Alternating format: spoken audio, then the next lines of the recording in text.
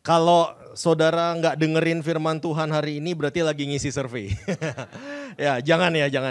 Amin. Hari ini saya dapat bagian untuk memberitakan firman Tuhan, membagikan firman Tuhan kepada saudara semua di sini. Mudah-mudahan semua diberkati, amin. Oh, udah diberkati, pulang aja kita. Amin. Hari ini saudara kita mau angkat cerita satu hamba Tuhan yang namanya Musa di dalam Alkitab. Nah, Musa ini kalau saudara dengar kata Musa itu biasanya saudara bayangkan orang yang hebat ya. Dia hebat sekali gitu. Bayangkan apa yang Tuhan bisa lakukan oleh kehidupannya. Dia angkat tongkatnya itu laut terbelah gitu. Ya, dia ketuk batu keluar air. Aduh, itu luar biasa sekali saudara. Ya, seberapa besar dia dipakai oleh Tuhan. Kita lihat dia itu sebagai sosok yang sangat hebat. Sosok yang luar biasa sekali. Bejana yang dipakai Tuhan luar biasa sekali. Tapi saudara, hari ini juga kita mau lihat bagaimana sebelum dia jadi orang hebat, itu kita semua tahu ada banyak masalah dalam hidupnya. Ya, ada banyak masalah dalam hidupnya. Saudara, waktu dia baru lahir, kita baca ceritanya bahwa semua bayi pada saat itu, bayi orang Israel, itu dibantai oleh Firaun, dibunuh oleh Firaun. Tapi kemudian Alkitab katakan Musa diselamatkan dari air oleh putri Firaun. Kemudian dia bertumbuh di keluarga Mesir gitu. Dan kemudian dia membunuh satu orang Mesir. Dan dia lari ke tanah Midian. Setelah dia lari, dia di sana mendapatkan istri dan kemudian dia bertemu dengan Tuhan. Ya, bertemu dengan Tuhan dalam nyala api di dalam semak duri. Kita semua tahu ceritanya. Dan di sanalah Tuhan berbicara kepada dia. Dia mendapatkan visi dari Tuhan. Kemudian dia datang kepada Firaun, dia mengkonfrontasi Firaun pada saat itu. Yang kalau kata sejarah mungkin namanya Ramses. Ya, dan kemudian dia bawa bangsa Israel keluar dari Mesir. Dan kita lihat dari sini semua, wah Musa itu hebat sekali gitu kan. Hebat sekali, tapi ada banyak sekali masalah dalam hidupnya. Nah saudara, yang saya mau angkat hari ini, kita lihat sama-sama di Keluaran pasal kedua ayat yang ke-10. Dikatakan seperti ini, ketika anak itu telah besar, dibawanyalah kepada putri Firaun yang mengangkatnya menjadi anaknya dan menamainya Musa. Sebab katanya, karena aku telah menariknya dari air. Saudara, ini cerita yang sangat menarik sekali. Dikatakan dia diberi nama Musa oleh putri Firaun, sebab katanya karena aku telah menariknya dari air. Saudara, dalam bahasa Ibrani, kata Musa, kata Masyah, awal arti dari namanya saudara, Masyah itu berarti menarik keluar. Ya, menarik keluar. Dan nama Musa, Moshe, dipercaya berasal dari kata ini, yaitu kata Masyah. Dan nama Musa itu sangat profetik. Ya, karena dari awal itu sudah menunjukkan visi daripada Tuhan. Bahwa apa? Bahwa Musa satu hari dia akan menarik bangsa Israel keluar dari Mesir. Wah, itu luar biasa sekali. Saudara tahu bahwa air itu dalam Alkitab seringkali dipakai sebagai lambang penghakiman. Kita semua tahu cerita Nuh, betul? Semua sekolah minggu? Ya, tahu cerita Nuh ya. Bagaimana air itu menjadi lambang penghakiman, air bah di Kejadian 6 sampai Kejadian 9. Kemudian kita tahu Laut Merah. Bagaimana Laut Merah itu menjadi penghakiman untuk Mesir. Bagaimana tentara Mesir itu ditimbun di sana, di Keluaran 14. Kita tahu cerita Yunus misalnya. Bagaimana dia lari daripada panggilan Tuhan dan kemudian akhirnya terlempar ke laut. Saudara, air itu sering dijadikan simbol penghakiman di dalam Alkitab. Ya, dan Musa diselamatkan dari air, ditarik dari air, yaitu dari sungai Nil pada saat itu. Untuk apa? Untuk kelak menyelamatkan Israel dari air, yaitu apa? Laut Merah. Saudara, Musa diselamatkan untuk dia membawa keselamatan. Luar biasa sekali panggilan Tuhan. Saya bilang, itu luar biasa sekali. Nama Musa berarti diselamatkan dari penghakiman dan dipakai Tuhan untuk membawa keselamatan bagi bangsa Israel. Dia bebaskan bangsa Israel. Tapi saudara, memang kita mendengar semua itu menarik. Tapi ada lagi yang menarik saudara. Yaitu apa? Yang menarik keluar itu bukan orang Ibrani. Yang menarik keluar adalah perempuan Mesir, anak Firaun. Anak perempuan Firaun. Saudara, waktu dia menamai Musa itu dia mikir apa?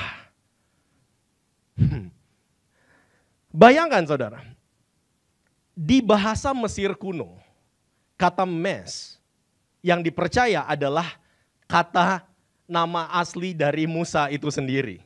Kata mes itu berarti child of atau anak dari.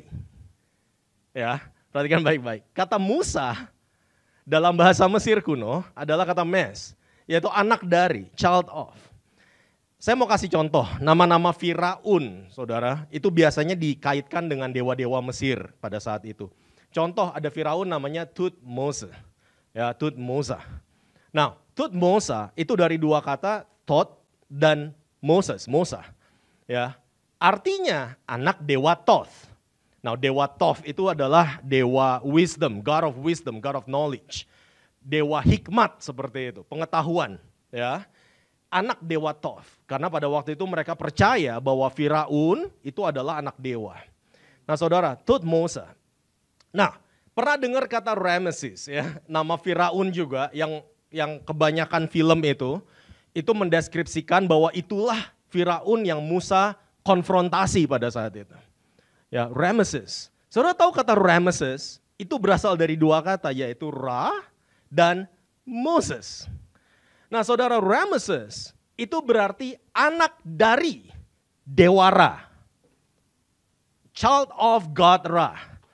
Ya, dan Dewa Ra itu mungkin saudara pernah baca atau pernah dengar adalah dewa matahari, dewa cahaya, sumber kehidupan mereka percaya. Dewa tertinggi yaitu Dewa Ra di Mesir pada saat itu. Pertanyaannya ketika anak Firaun menamakan bayi itu Musa, Moses, anak dari siapa? Justru karena nggak tahu itu anak siapa, saudara. Makanya dinamakan Moses, titik. Saudara, luar biasa di sini bahwa apa Musa bertumbuh dari kecil, dari bayi sampai gede, dia nggak tahu anak siapa. Dia nggak punya jati diri, dia nggak punya identitas.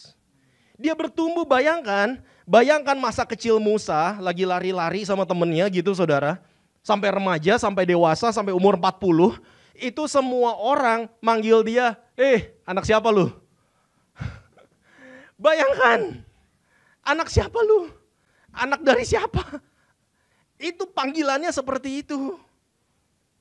Jadi saudara, dia bertumbuh itu tanpa jati diri, tanpa identitas. Dan buat saya ini masalah terbesarnya.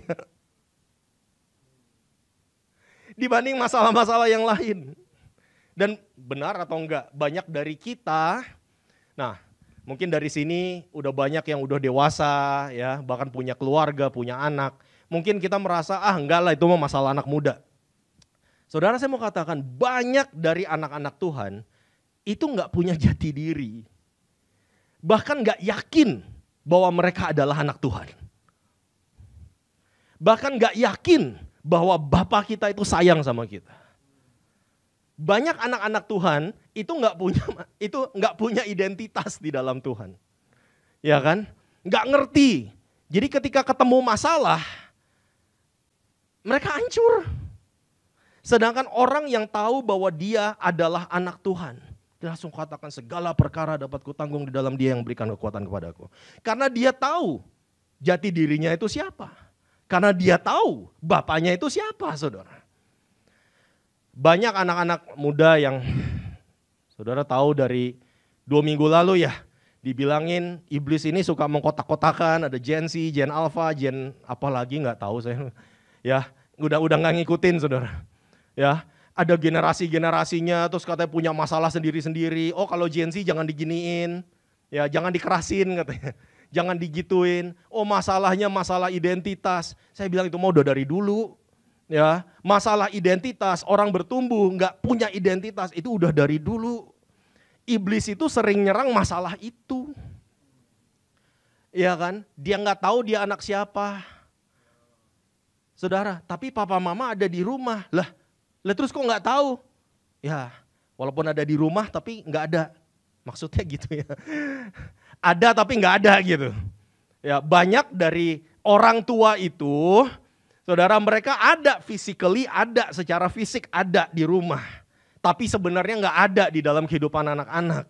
Nah itu masalah. Itu yang jadi masalah. Ya di sini semua punya orang tua, bisa direnungkan masalah itu. Banyak dari kita itu punya masalah yang sama, yaitu apa? Jati diri kita. Terus jati diri kita ditaruh di tempat lain, saudara. Ada yang ditaruh di pekerjaan, ya. Jadi pekerjaan itu jati diri kita, jati dirimu. Kalau hilang pekerjaan, apa yang terjadi? Stres, depresi, mau bunuh diri. Waduh.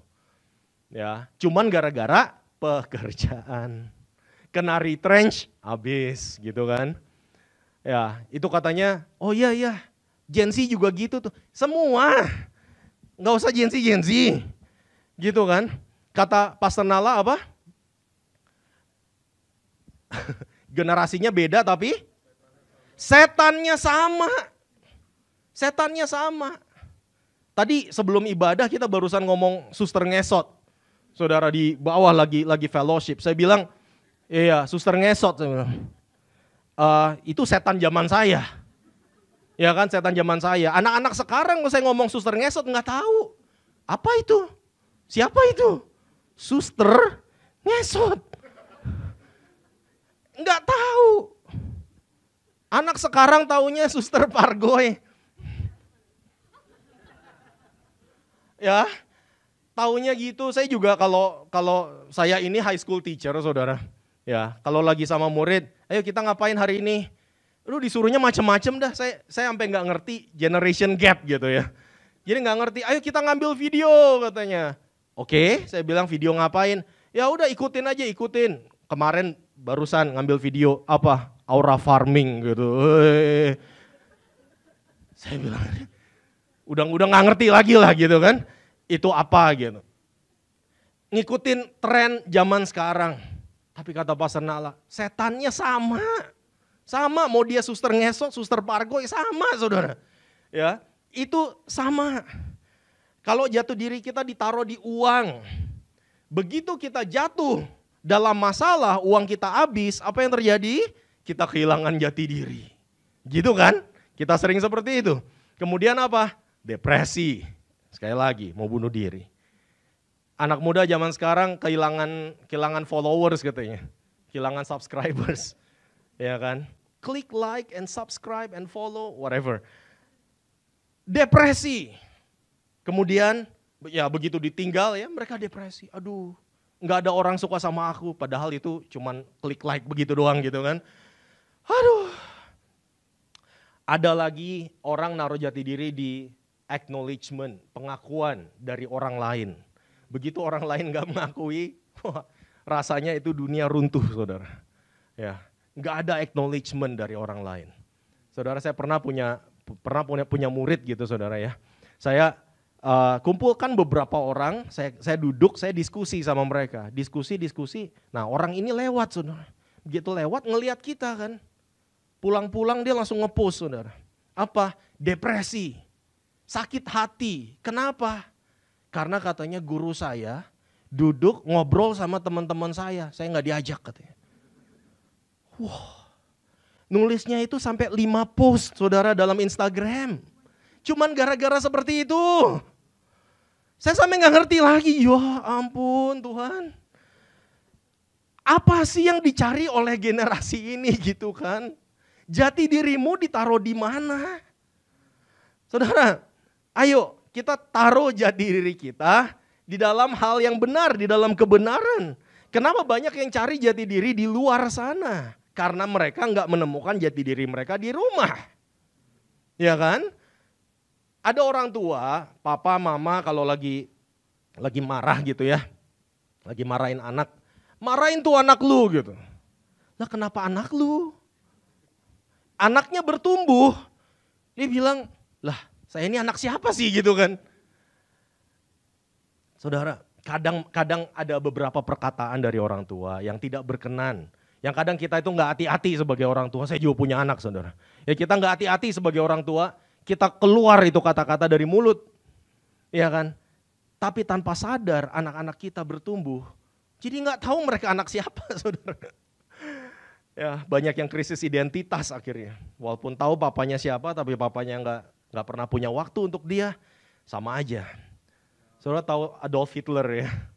Adolf Hitler itu anaknya dari Alois Hitler. Alois Hitler itu mati waktu Adolf berumur 14. Hubungannya sangat renggang dengan papanya dan papanya abusive di rumah. Akhirnya apa yang Hitler lakukan semua tahulah. Dia merancang pembunuhan 6 juta orang Yahudi. Saudara, Joseph Stalin pernah dengar, papanya pemabuk dan ninggalin keluarganya. Kemudian apa yang Stalin lakukan? Memenjara, mengeksekusi lawan politik, pemimpin militer dan rakyat awam. Diperkirakan 700.000 dieksekusi dan jutaan dipenjara. Dia memaksakan kolektivisasi di Ukraina, mengakibatkan krisis besar, menyebabkan kematian sekitar 3-5 juta orang. Saudara tahu Saddam Hussein, pernah dengar? Nggak pernah tahu papanya siapa. Ya, papanya menghilang sebelum Saddam lahir. Dia dibesarkan oleh pamannya yang juga abusive, kasar di rumah. Apa yang Hussein lakukan? Mengembangkan senjata kimia pemusnah massal. Dia membunuh 5.000 lebih suku Kurdi. Ribuan dari lawan politik dan kelompok minoritas disiksa, dieksekusi, dan menghilang. Kalau pernah dengar Charles Manson, dia juga nggak pernah tahu papanya siapa.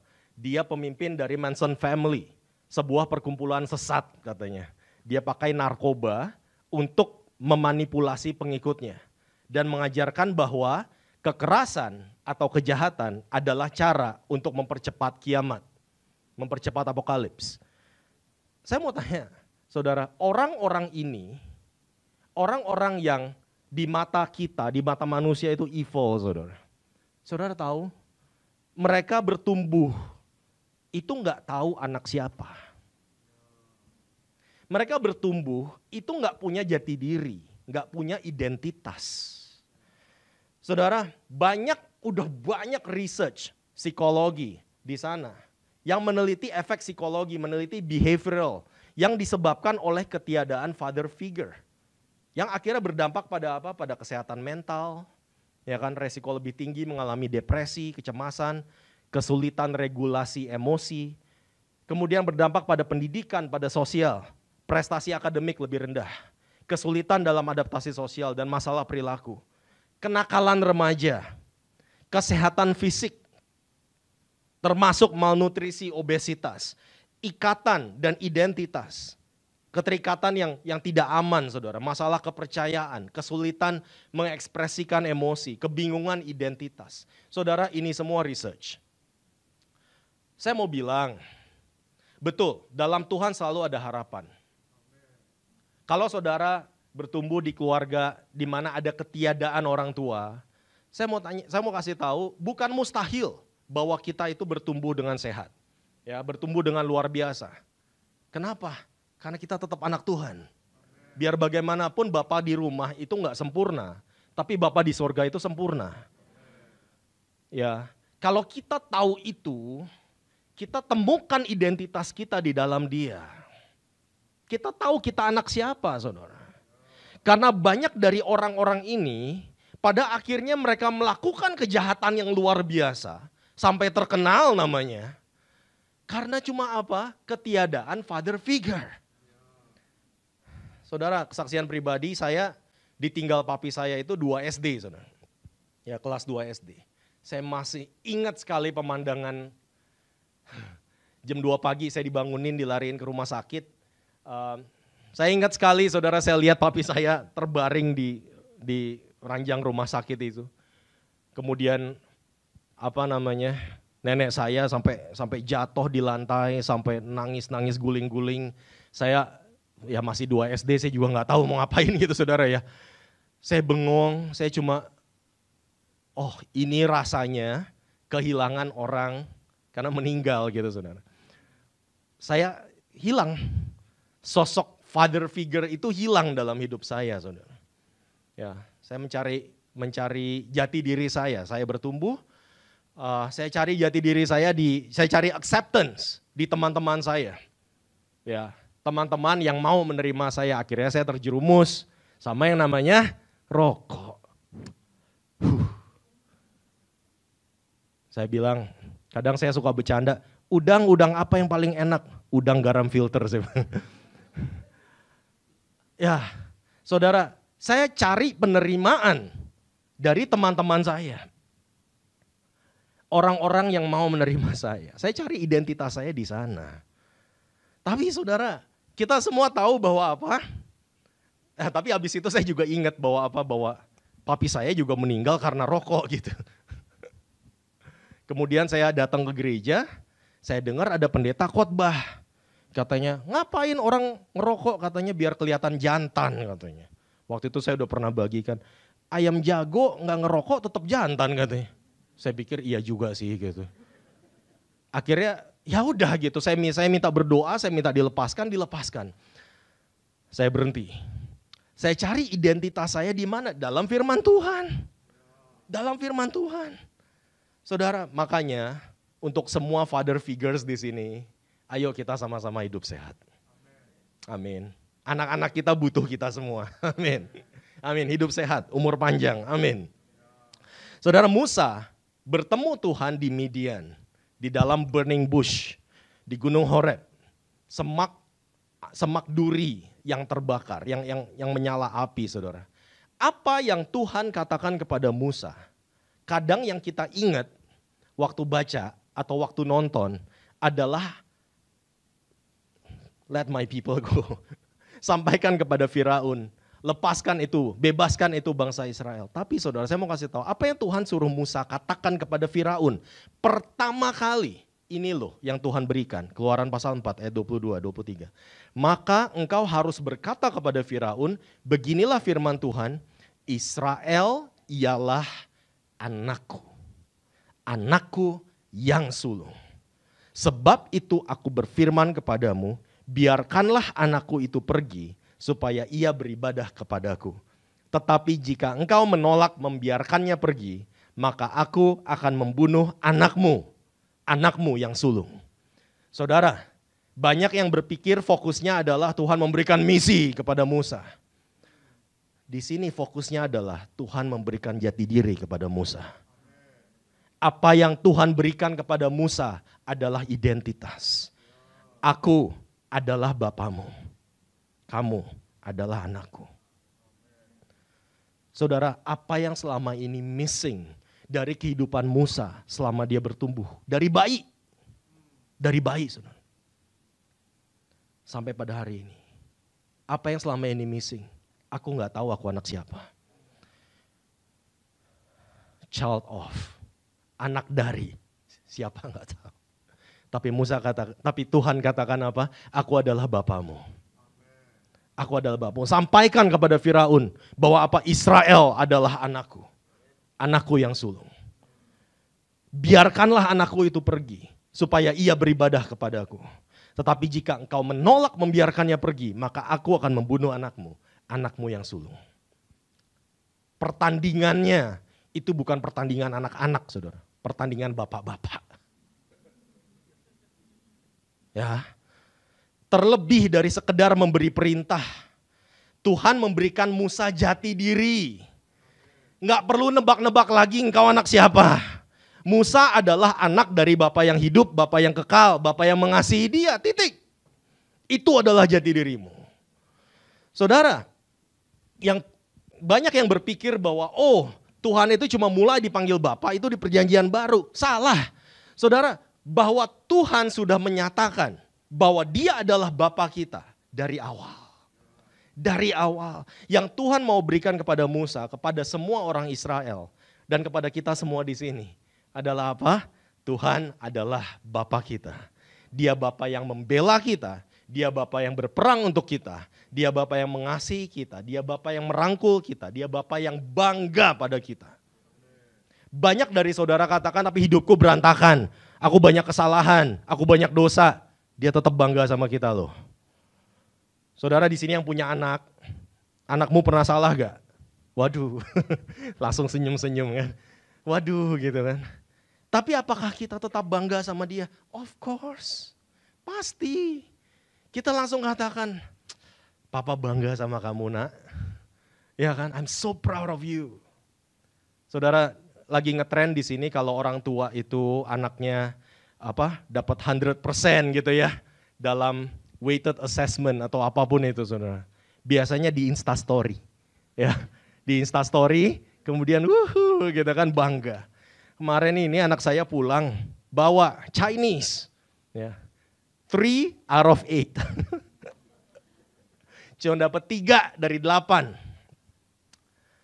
Ya, sebagai orang tua saya hela nafas dulu gitu kan. Saya foto, saya Instastory saudara. Dan saya katakan, I'm so proud of you. And I told him, I'm so proud of you. Daddy is very proud of you. Kenapa kita nggak mau begitu? Ya kan? Cuma kalau dapat full score, 100% baru kita bilang, papa bangga sama kamu. Kalau dapat 3 out of 8. Ada yang nanya saya, kenapa itu di-post? Saya bilang, saya mau tunjukkan. Saya bangga sama dia karena saya bangga sama dia. Bukan karena nilainya. Identitas dia, itu dia adalah anakku. Bukan karena nilainya. Amin. Saudara, dia Bapa yang selalu bangga sama kita, dia bela kita. Saudara harus tahu, ketika Musa mengkonfrontasi Firaun, Ramses, itu adalah konfrontasi siapa saudara? Bukan Musa versus Ramses. Saudara perhatikan baik-baik. Ini konfrontasi dari anak dewara dan anak dari Allah yang hidup. Kadang ketika kita mengkonfrontasi masalah kita sering berpikirnya itu adalah cuman kita versus masalah. Ya kan? Kita versus masalah. Makanya kita selalu beat up, kita selalu kalah, kita selalu bonyok gitu. Saudara, makanya firman Tuhan katakan apa? Tuhan berperang gantikan kita. Saudara tahu 10 tulah ya? Isi 10 tulah itu apa sih? Pertama, air menjadi darah. 2, katak. 3, nyamuk. 4, lalat pikat. 5, sekolah minggu depan sana. Nah, bukan di sini. Kelima, penyakit sampar pada ternak. 6, barah. Barah itu apa? Bisul, ya bisul pada semua makhluk hidup. 7, hujan es. 8, belalang. Saudara perhatikan baik-baik. Dari semua yang saya sebut ini adalah semua tentang makhluk hidup. Saudara, tentang kehidupan, ya, tentang binatang, saudara, dan tentang cuaca. Kenapa? Karena Tuhan mau nyatakan kepada Firaun dan kepada seluruh Mesir bahwa apa? Hei, dewamu, dewa Ra, dewa matahari, itu bicara tentang cuaca dan tentang kehidupan. Tapi Yahweh lebih berkuasa. Tuhan mau tunjukkan itu. Kesembilan apa? Kegelapan. Nah ini almost hampir ultimate saudara. Kenapa? Kegelapan. Dewanya dewa matahari. Yang Yahweh mau tunjukkan tuh apa sih? Ayo, mana Bapamu? Betul, mana Bapamu? Engkau anak dewa matahari loh. Mana Bapamu? Bapakku berperang gantikan aku. Setiap konfrontasi kita terhadap masalah, itu bukan kita versus masalah. Saudara. Bukan perang anak-anak, perang bapak-bapak. Paham sampai sini ya? Bahwa apa? Hei, Yahweh lebih berkuasa dari dewa matahari. Katanya dewa matahari itu memberikan cahaya, menerangi seluruh dunia. Tapi langsung pum, hilang. Gelap semua. Dan yang terakhir, apa itulah yang terakhir? Kematian anak sulung. Saudara, dikatakan bahwa apa jika engkau menolak membiarkannya pergi, maka aku akan membunuh anakmu yang sulung. Dari awal Yahweh sudah katakan. Jadi saudara, ketika Musa melakukan hal-hal tersebut, apa sih yang ada di pikirannya? Saya nggak takut sama sekali. Kenapa? Karena dia adalah Bapakku. Saya nggak takut sama sekali, saudara. Kalau ya, di Indonesia ini banyak, saudara ya. Kalau ditilang, ya kan, lalu ngomongnya apa? Nggak tahu saya anak siapa, gitu kan? Ya banyak yang seperti itu. Nggak tahu saya anak siapa, kan? Ya benernya nggak tahu sih emang. Ya kan, nggak tahu. Tapi ya gitu, saudara, mainannya. Kenapa? Karena kalau kita adalah anak dari orang yang penting, kita akan merasa bangga sekali, saudara. Ya, kita tahu identitas kita itu siapa. Kalau saudara adalah seorang anak dari presiden, wah, cara saudara jalan, cara saudara ngomong, itu akan berbeda sekali, saudara. Ya, karena saudara tahu bapak saudara siapa gitu. Ya kan? Nah, saudara, ketika kita mendapatkan pewahyuan bahwa Tuhan adalah Bapa kita yang baik, kita nggak akan pernah takut, kita nggak akan pernah khawatir. Kita tahu seberapa pentingnya kita. Significance. Ya kan? Kita tahu seberapa pentingnya diri kita. Yang kita banggakan bukan diri kita sendiri, tapi selalu Bapak kita. Nggak tahu kan? Bapak gua siapa gitu kan? Selalu seperti itu. Kita tahu seberapa berharganya kita. Bicara tentang self-worth. Saudara, jangan ukur seberapa berharga kita itu dari harta atau dari karir. Akhirnya kenapa banyak orang seperti itu? Karena mereka nggak menemukan jati dirinya di rumah. Akhirnya dia cari harta, dia cari karir. Kenapa? Karena disitulah dia diakui. Disitulah dia menemukan self-worth. Ya kan? Harga diri. Saudara, kalau ada orang tua punya 3 anak gitu, saudara. Terus jalan-jalan ke mall, 1 hilang. Apakah orang tua itu akan berkata, ya udahlah gue masih ada 2. Gitu. Hah? Enggak kan? Enggak. Saudara, orang tua enggak seperti itu. Dia akan cari itu anak sampai ketemu. Ya itu orang tua, itu bapak kita, itu bapak yang baik, saudara. Kalau ada anak diculik di film-film, saudara, ya kemudian penculiknya minta tebusan gitu. Biasanya orang tua akan katakan, iya berapapun akan saya bayar, betul ya? Gitu kan, kebanyakan sinetron saya. Berapapun akan saya bayar karena dia adalah anak saya gitu kan. Saudara bisa bayangkan, Yesus itu sudah beli kita. Ayat-ayat saya mau tunjukkan kepada saudara semua, 1 Korintus 6 ayat 20. Sebab kamu telah dibeli dan harganya telah lunas, dibayar. Saudara tahu harga kita itu berapa? Satu pasal setelahnya, 1 Korintus 7 ayat 23. Kamu telah dibeli dan harganya telah lunas, dibayar. Diulang lagi sama Rasul Paulus. Wow, sebegitu pentingnya, saudara. Lihat di 1 Petrus 1 ayat 18-19. Sebab kamu tahu bahwa kamu telah ditebus dari cara hidupmu yang sia-sia, yang kamu warisi dari nenek moyangmu itu bukan dengan barang yang fana, bukan pula dengan perak atau emas, melainkan dengan darah yang mahal, yaitu darah Kristus yang sama seperti darah anak domba yang tak bernoda dan tak bercacat. Saudara tahu bahwa Bapamu itu telah menebus engkau itu dengan darah yang mahal. Jadi kita tahu harga kita itu berapa, saudara. Jadi kalau ada banyak orang depresi kemudian berpikir untuk bunuh diri, saudara, engkau nggak tahu hargamu berapa. Engkau nggak tahu identitasmu itu seperti apa. Engkau nggak tahu bapamu itu siapa. Ya, ayo, itu semua adalah bisikan dari iblis. Untuk apa? Ayo, udah akhiri aja. Hidupmu itu tidak berarti. Siapa bilang? Ya kan hidupmu itu udah nggak ada harganya. Siapa bilang? Ditebus dengan darah yang mahal. Bukan dengan barang fana, bukan dengan emas perak. Tapi dengan darah yang mahal. Itu harga hidup kita, saudara.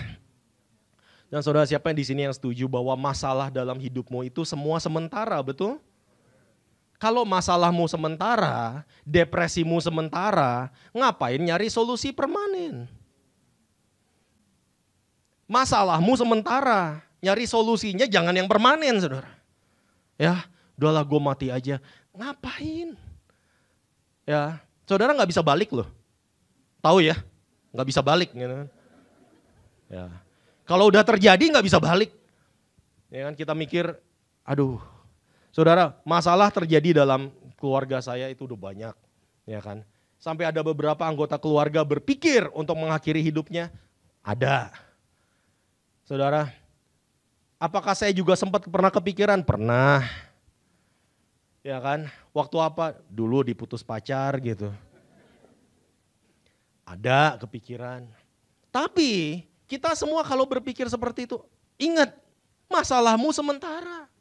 Cari solusi permanen, nggak bisa balik loh. Ya kan, nggak bisa cancel. Control Z gitu kan. Berusaha untuk apa? Cancel, balik lagi nggak bisa. Itu udah terjadi, udah kelar. Ya kan? Kelar hidup lu. Saudara, di sini kita bisa tahu bahwa apa kita mendapatkan pewahyuan bahwa Tuhan adalah Bapa kita yang baik. Kita nggak akan pernah khawatir, nggak akan pernah takut. Kita tahu seberapa amannya hidup kita. Bicara tentang security. Significant self-worth security. Kita aman di dalam Tuhan. Semua konfrontasi yang ada dalam hidup kita sekali lagi. Itu bukan sekedar kita versus masalah. Atau kita versus cobaan. Kenapa? Karena dia berperang gantikan kita. Jadi yang tadi, kalau misalnya ada masalah keuangan dalam hidup kita. Saudara, kita jangan cuma melihat, oh ini masalah keuangan versus kita. Enggak, lihat Bapaknya saudara. Ya, lihat sumber kutuk itu siapa, lihat Jehovah Jireh itu siapa. Allah yang menyediakan. Itu perangnya antara itu saudara. Ya, jangan melihat masalah kesehatan kita versus kita gitu kan. Ya, lihat sumber segala sakit penyakit itu siapa, lihat Jehovah Rafa itu siapa. Allah yang menyembuhkan. Dia sembuhkan sakit penyakit kita. Jangan melihat masalah kita nggak dapat jodoh versus kita. Itu mah masa lalu sih. Emang sih. Jadi yang berdoa untuk pasangan hidup, ya kadang Tuhan udah bawa orangnya gitu kan. Tapi saudara berdoa Tuhan kirimkan. Lagi ibadah Indonesian Service udah duduk di sebelahnya padahal saudara. Tuhan udah sediakan. Coba tengok sebelahnya. Ya kan, Tuhan udah sediakan. Mungkin saudara harus berdoanya apa? Tuhan, celikan mataku. Kadang Tuhan menyediakan pun kita nggak lihat. Celikan mataku Tuhan. Saudara udah mulai ngeliat. Nah, berdoa lagi Tuhan, butakan matanya. Kalau celikan juga nggak jadi kayaknya. Anyway, Kisah Rasul 9, ayat yang pertama. Sementara itu berkobar-kobar hati Saulus untuk mengancam dan membunuh murid-murid Tuhan. Saya lompat, ayat yang ketiga. Dalam perjalanannya ke Damsik, ketika ia sudah dekat kota itu, tiba-tiba cahaya memancar dari langit mengelilingi dia. Ia rebah ke tanah dan kedengaranlah olehnya suatu suara yang berkata kepadanya, Saulus, Saulus, mengapakah engkau menganiaya aku? Jawab Saulus, siapakah engkau Tuhan? Katanya, akulah Yesus yang kau aniaya itu. Oh ini luar biasa sekali saudara. Kenapa? Yang dianiaya itu anak-anak Tuhan pada saat itu. Dianiaya. Tapi ketika Saulus tanya, kau siapa Tuhan? Akulah Yesus yang kau aniaya itu. Saya bilang, kalau Bapak kita udah turun tangan, serem loh. Ya, serem loh. Kenapa? Dia nggak katakan, kamu ngapain anakku? Enggak. Ya kan? Dia katakan, kenapa engkau menganiaya aku? Jadi saudara, semua masalah yang kita hadapi, itu Bapak kita yang rasakan. Dan dia datang untuk bela kita. Ya kan? Kita nggak usahlah bikin front pembela Kristen gitu. Nggak perlu saudara. Ya nggak perlu. Kenapa? Kita tahu Bapak kita bela kita kok. Mau ngapain lagi? Ya kan? Jadi saudara, apapun yang kita hadapi, di Indonesia ibadah dibubarin, ya kan? Ada persekutuan doa dibubarin, ada anak-anak lagi retret dibubarin, ya kan? Kemudian gedungnya dihancurkan, diapain segala macam. Yang bela kita siapa sih? Tuhan. Tuhan Yesus yang akan mengatakan bahwa apa engkau menganiaya aku. Makanya Alkitab katakan pembalasan adalah aku. Ya, kita nggak perlu ngapa-ngapain saudara. Kenapa? Bapa kita selalu ada di sana bersama-sama dengan kita. Itu identitas kita saudara. Seberapa signifikannya kita, seberapa berharganya kita, seberapa amannya kita ketika kita punya Yesus sebagai Bapa kita. Ketika musuh mau menghancurkan kita, Yesus katakan engkau menganiaya aku. Dibela saudara, dia bela kita. Masalah identitas. Suatu hari Yesus berpuasa 40 hari, 40 malam dan iblis datang untuk mencobai. Saya pernah bagikan sedikit bahwa apa? Cobaan Yesus, cobaan yang Yesus alami itu bukan sekedar batu jadi roti. Bukan, melainkan mengenai identitas. Kenapa? Karena iblis mengatakan jika engkau anak Allah. Jika engkau anak Allah, jika engkau anak Allah. Terus-terusan itu diserang saudara. Karena iblis tahu bahwa apa titik lemahnya adalah di sana. Semua orang-orang Kristen, anak-anak Tuhan di tempat ini, titik lemahnya di sana. Ketika kita mengalami masalah dalam keluarga, keluarga berantakan, apa sih yang iblis bisikan dalam telinga kita? Apa betul engkau anak Tuhan? Apa betul Tuhan sayang sama kamu? Apa betul dia Bapak kamu? Ya kan? Coba lihat keluargamu tuh berantakan. Apa betul Bapak pelihara kamu? Coba lihat keuangan kamu. Dan seterusnya, akhirnya kita mulai ragukan itu. Apa betul kita anak Tuhan? Masalahnya masalah identitas. Jika engkau anak Allah, ubah batu ini jadi roti. Saudara, dengan katanya iblis katakan bahwa apa? Engkau adalah anak Allah, prove it, buktikan. Buktikan dengan apa? Kalau engkau betul anak Allah, engkau harusnya bisa lakukan ini. Ya kan? Tapi saudara, yang Yesus mau tekankan adalah apa? Identitasku itu bukan dari hal-hal yang aku bisa lakukan. Identitasku bukan masalah aku bisa atau aku nggak bisa. Identitasku bukan masalah dapat 100% atau dapat 3 out of 8 gitu kan. Identitasku bukan di sana. Identitasku ada pada waktu Bapakku katakan inilah anakku yang kukasihi kepadanya aku berkenan. Dia katakan apa Matius 4 ayat 4? Bahwa manusia hidup bukan dari roti saja, bukan dari apa yang aku bisa lakukan. Melainkan dari setiap firman yang keluar dari mulut Allah. Identitasku ada dalam firman Tuhan. Tuhan berkata apa tentang aku, di situ identitasku. Gitu loh. Taruh identitasmu dalam kebenaran firman Tuhan. Apa yang Tuhan katakan, itulah kita. Apa yang Tuhan katakan, disitulah jati diri kita. Ya, interestingly kan, karena satu pasal sebelumnya Yesus barusan dibaptis. Dan langit terbuka, Roh Kudus turun dalam rupa burung merpati, kemudian ada suara dari langit, inilah anakku yang kukasihi, kepadanyalah aku berkenan. Kemudian satu pasal setelahnya, terjadi apa? Iblis datang ketika Yesus berpuasa, lalu jika engkau anak Allah. Interesting saya bilang. Kenapa? Karena itulah yang iblis tahu bisa dirusak. Iblis mau rusak itu, identitas kita, jati diri kita di dalam Tuhan. Dia mau patahkan, dia mau hancurkan itu. Tapi kalau kita secure, kita katakan, aku ini anak Tuhan.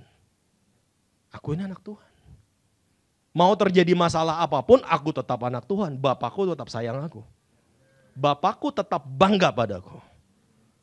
Aku buat kesalahan seperti apapun, kita bertobat, kita balik. Alkitab katakan Bapa kita sudah menunggu. Ya kan? Saudara, kita lihat di sini bahwa perang di pikiran kita yang tadi saya katakan adalah perang antara apa sih? Ketika iblis bisikan itu, ini perang antara bapa segala pendusta Makanya Yesus katakan dia adalah Bapa segala pendusta. Dengan Bapa kita yang baik, saudara. Bapa kita yang kekal. Ingat, ini perang bapak-bapak. Bukan perang anak-anak, saudara. Ya, dia Bapa sumber dari segala kebenaran. Firman Tuhan. Jadi, saudara, jadi Tuhan berikan Musa visi cuma setelah dia berikan Musa jati dirinya. Kita bisa lakukan misi apapun yang Tuhan berikan dalam hidup kita, dalam hati kita. Cuma setelah kita menemukan jati diri kita di dalam Tuhan. Kalau enggak, saudara, kita akan terus berkata kalau gagal gimana gitu kan. Nanti siapa yang disalahin, kalau pelayanan saya enggak sesuai dengan yang diharapkan gimana. Apalagi ini adalah misi dari Tuhan. Kalau gagal salah siapa? Masa nyalahin Tuhan kan gitu. Ada banyak saudara pikiran-pikiran manusia itu terus berperang di sini. Makanya ada namanya the battlefield of the mind gitu kan. Peperangan rohani itu terjadinya di sini. Ya, kalau gagal gimana, nanti kalau begini gimana, kalau gitu gimana. Sedangkan kalau saudara yakin bahwa apa dia adalah Bapakku. Semua tenang. Gak usah dipikirin saudara. Ya, kita secure, kita punya jati diri, kita punya harga diri, self-worth. Dan kita tahu seberapa pentingnya hidup kita. Engkau mungkin pernah ngalamin gagal, pernah ngalamin putus asa karena ada begitu banyak ketidaksempurnaan di dalam apapun itu. Keluargamu, hidupmu, karirmu, yang masih sekolah mungkin sekolahmu, dan dalam apa yang kau lakukan. Tapi ingat jati dirimu tidak terletak dari seberapa bagus nilaimu, dari seberapa tinggi karirmu, seberapa tinggi posisimu, seberapa banyak hartamu. Jati dirimu tidak terletak pada itu semua. Jati dirimu terletak pada firman Tuhan. Saudara, setelah pencobaan iblis itu kelar semua, saudara, kemudian Yesus jalan. Dan apa yang terjadi saudara? Masih di satu pasal yang sama, kalau saudara baca di Lukas 4 ayat 22. Saudara, dan semua orang itu membenarkan dia, Yesus.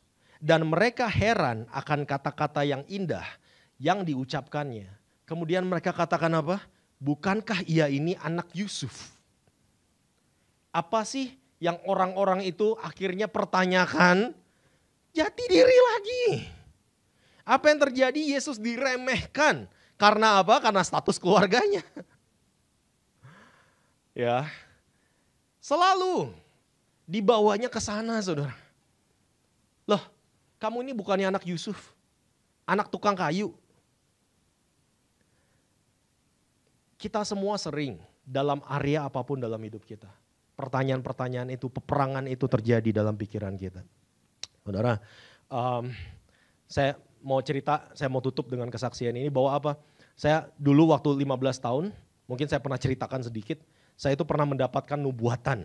Ya, jadi saya datang doa pagi, kemudian satu hamba Tuhan yang ada di sana pada saat itu keluar dari ruangan doa, kemudian langsung nyamperin saya, terus langsung berkata, Tuhan akan pakai kamu di luar negeri katanya. Dibilang seperti itu. Wah, kaget saya. Ya, saya baru bertobat saat itu. Saya kaget umur 15 tahun.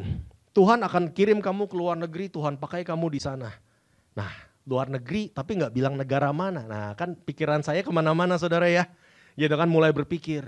Nah saudara, saya waktu itu ikutan Olimpiade Fisika saudara. Ya, dikirim untuk merepresentasi Indonesia. Dari 8 orang dikirim waktu itu, dikirimnya kemana? Ke Singapura. Ya, kirim ke Singapura. Dari 8 orang, 7 orang itu dapat penghargaan saudara. Dapat medali, dapat penghargaan. 1 orang gak dapat, saya. Nah, malu gak ya kan? Malu kan? Dapat misi tapi kok begini. Nah, itu kemudian saya diserang. Apa betul kamu anak Tuhan? Apa betul itu kata-kata Tuhan? Apa betul? Dan seterusnya saudara. Itu udah diserang terus saudara. Sampai saya akhirnya pernah marah.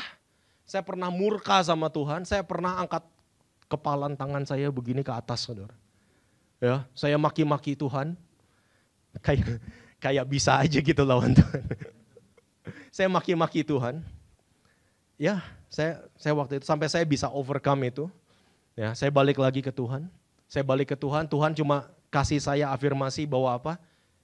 Aku bapamu, kamu anakku, kelar. Saya balik lagi ke Tuhan. Saudara, nah satu kali, nah ini kan nubuatannya masih di pikiran saya saudara. Ya, saya berdoa, saya kepengen banget ke Taiwan untuk sekolah, untuk kuliah di sana saudara. Saya berdoa tiap hari siang malam. Untuk apa? Tuhan pasti akan kirim saya ke Taiwan saya bilang. Kenapa Taiwan Bernard? Karena pada waktu zaman itu saudara, ada film dari Taiwan yang terkenal. Namanya Meteor Garden. FC, pernah dengar?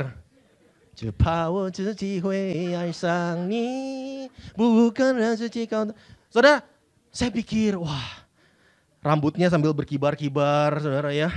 Saya pikir itu akan terjadi pada saya. Saya ke sana, saya you know. Saya pikir itu adalah yang Tuhan mau dalam hidup saya. Akhirnya saya doakan terus. Saya sempat berangkat ke Taiwan saudara, 2 bulan saya di sana. Ya. Saya coba untuk apa? Cari beasiswa, karena saya nggak sanggup untuk bayar. Cari beasiswa, saya email, dioper ke sini, dioper lagi ke sini, dioper lagi ke sini, dioper lagi ke sini, dioper lagi ke sini, sampai 2 bulan. Bayangkan, Tuhan tutup semua jalan. Saya sampai bingung, Tuhan, jangan ditutup. Saya mau. Come on. Saya udah bayangin rambut saya berkibar-kibar saudara di sana. Enggak bisa, ditutup jalannya sama Tuhan. Saya pikir, tapi di akhir 2 bulan itu, saya udah sempat nyerah saudara. Di akhir 2 bulan itu, saya terima email dari Singapura, dari NTU. Dan dia tawarkan saya beasiswa. Saya bilang, tapi saya mau Taiwan. Saya bilang. Gimana Tuhan? Ya kan? Akhirnya saudara, ya singkat cerita, akhirnya saya ngobrol sama hamba Tuhan, saya ngobrol sama orang tua saya coba tanya-tanya, mereka semua berkata, Bernard, Tuhan punya rencana yang besar buat kamu. Kalau dibuka jalan, dibuka jalan. Kalau Tuhan tutup yang sana, Tuhan tutup yang sana. Kamu mau bayangin rambutmu berkibar sampai apapun ya nggak akan ngaruh gitu. Akhirnya saya terima, saya ke Singapura. Dan saya di tempat ini hari ini.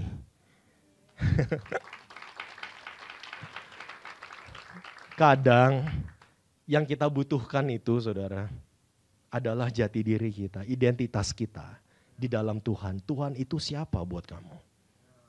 Kita itu siapanya Tuhan? Dia berikan kita hubungan yang luar biasa. Dan Yesus wahyukan itu dengan dia panggil Yahweh sebagai Bapa. Dia wahyukan itu ke kita semua, kepada murid-muridnya. Seberapa dekat Tuhan mau hubungannya dengan kita. Yaitu Bapa dan Anak. Hari ini, seberapapun kegagalan yang saudara pernah hadapi, seberapapun masalah yang saudara pernah hadapi, seberapapun mungkin saudara berpikir saudara sudah lari dari Tuhan, seperti the prodigal son, anak yang hilang di Lukas 15. Saya renungkan lagi Lukas 15, Roh Kudus berikan ini kepada saya.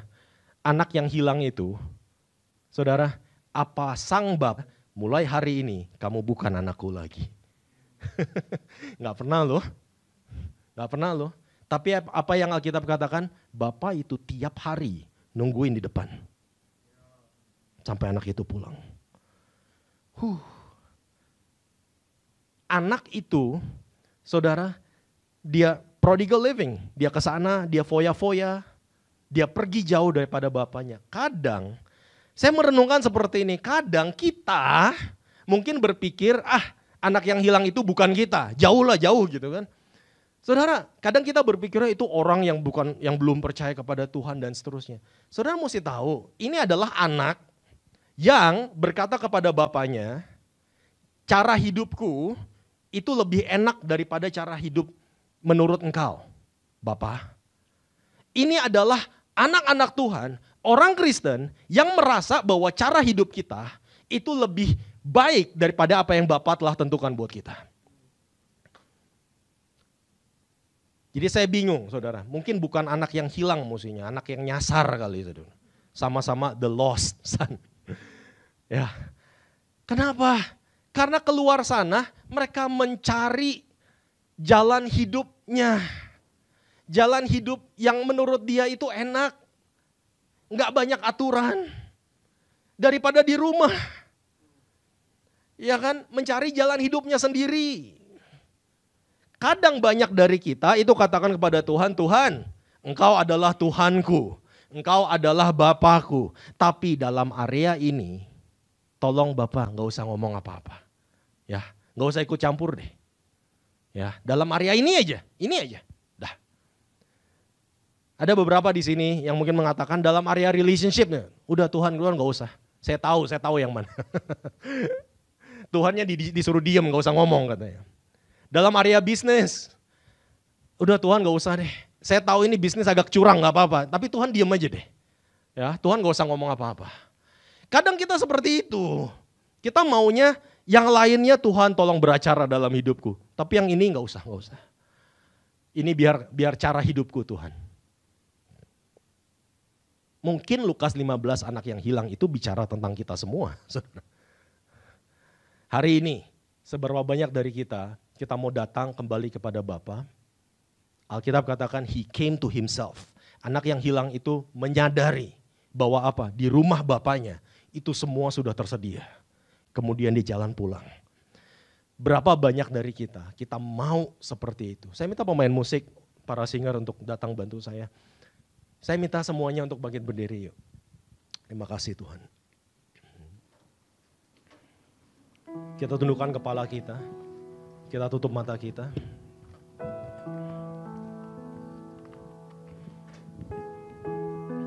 Ada berapa banyak dari kita di tempat ini yang mungkin saat saudara mendengarkan firman Tuhan barusan, saudara katakan, jalan hidupku selama ini, aku gak pernah meminta Tuhan untuk ikut campur. Aku selalu lakukan apa yang menurutku baik, apa yang menyenangkan hatiku. Aku hidup jauh daripada Tuhan.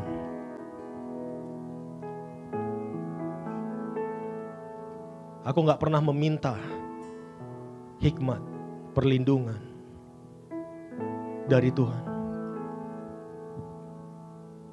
Dan hari ini aku mau membuat keputusan untuk datang kembali kepada Tuhan. Aku mau berlari kembali kepada rumah Bapa. Karena aku tahu setiap hari Bapakku sudah menunggu di depan. Dia menanti-nantikan anaknya untuk berjalan kembali kepada rumah Bapa. Hari ini berapa banyak dari kita yang berdoa seperti itu? Itu adalah seruan dalam hati kita. Tuhan, aku mau kembali kepadamu. Ada banyak dalam hidupku misi, hal-hal yang mau aku capai, hal-hal yang mau aku lakukan, bahkan mungkin pelayanan.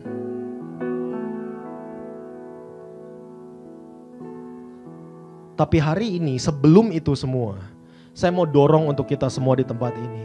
Mari kita temukan jati diri kita, identitas kita di dalam Tuhan. Bahwa kita adalah anak-anak Tuhan. Bahwa Dia adalah Bapa kita. Dia adalah Bapa yang baik. Dia Bapa yang berperang untuk kita. Dia Bapa yang membela kita. Dia Bapa yang sangat bangga pada kita. Kalau itu doamu, engkau mau datang kembali kepada Bapa. Saya mau saudara angkat tangan tinggi-tinggi. Kita mau berdoa hari ini. Angkat tanganmu tinggi-tinggi.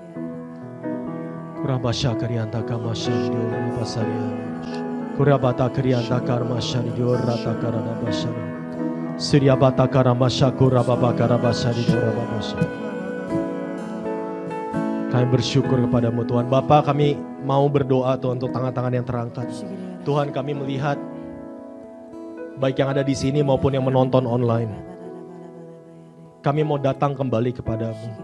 Ada banyak perkara Tuhan dalam hidup kami, di mana kami sering katakan, Tuhan jangan ikut campur dalam masalah ini. Di mana kita sering katakan, biarkan caraku, biarkan karena caraku adalah yang terbaik. Kita sering katakan, kita mau pergi jauh-jauh dari Tuhan. Dan hidup menurut cara kita sendiri. Ada banyak kali kesempatan untuk kita datang kepada Bapa. Tapi hari ini, kita mau mengambil keputusan itu. Kita mau mengambil komitmen itu. Kita datang kepada Tuhan. Hamba-Mu berdoa Tuhan buat tangan-tangan yang terangkat. Tuhan, ini seruan hati kami. Kami mau kembali kepadamu. Kami mau kembali kepada Bapa yang mengasihi kami. Kepada Bapa yang kekal, Bapa yang ajaib. Kepada Bapa yang sangat bangga kepada kami. Oh, terima kasih Bapa di sorga. Terima kasih Tuhan. Kami mengangkat hidup kami Tuhan ke dalam tangan-Mu. Ku tahu Bapa peliharaku, Dia baik, Dia baik. Ku yakin Dia selalu sertaku. Dia baik bagiku. Katakan, ku tahu Bapa.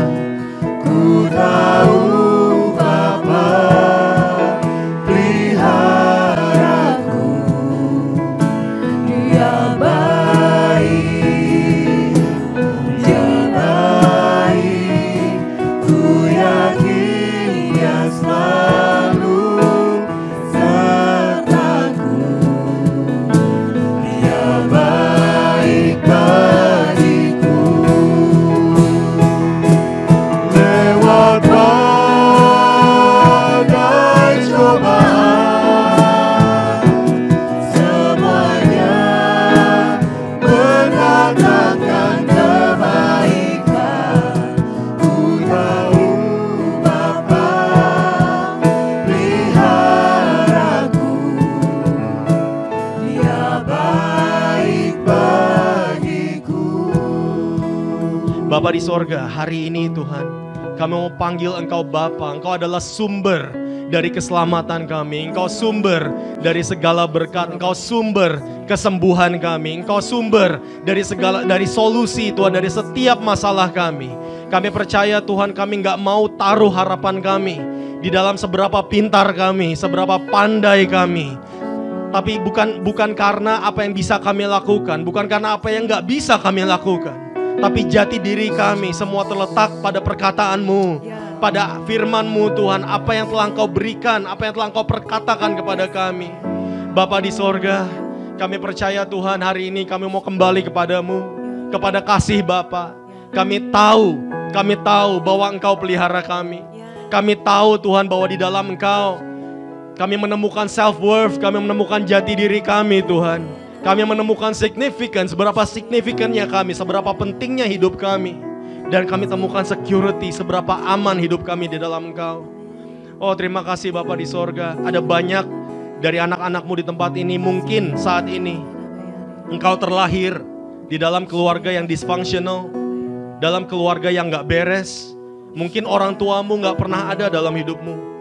Tapi hari ini saya mau katakan bahwa ada Bapa yang sempurna, Bapa di sorga, yang mengatakan engkau adalah anakku. Engkau adalah anakku. Dan aku mau anakku datang untuk beribadah kepadaku. Hari ini, biarkan kasih Tuhan untuk masuk dalam hatimu saat ini. Mungkin ada banyak dari kita, pernikahan kita mungkin hancur. Dan kita khawatir akan anak-anak kita. Tapi hari ini saya mau katakan, biarkan Bapa di sorga memberikan kasih-Nya. kepada kita. Kasih yang sempurna. Kasih yang sempurna. Sehingga kita bisa temukan jati diri kita di dalam Dia. Terima kasih Tuhan. Mari kita semua berdoa.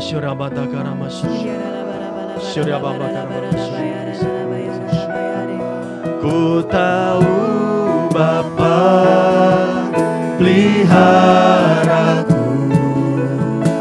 Dia baik, Dia baik. Ku yakin Dia selalu sertaku. Dia baik bagiku. Lewat badai cobaan, semuanya mendatangkan kebaikan. Ku tahu Bapa peliharaku, Dia baik bagiku. Anak-anak Tuhan di tempat ini, mari angkat tangan kita, angkat kedua tangan kita di hadapan Tuhan. Mari saat ini kita pulang membawa berkat daripada Allah Bapa. Di rumah engkau diberkati, di luar rumah engkau diberkati, di ladang engkau diberkati, di kantormu engkau diberkati. Dimanapun engkau berada, terimalah berkat daripada Tuhan.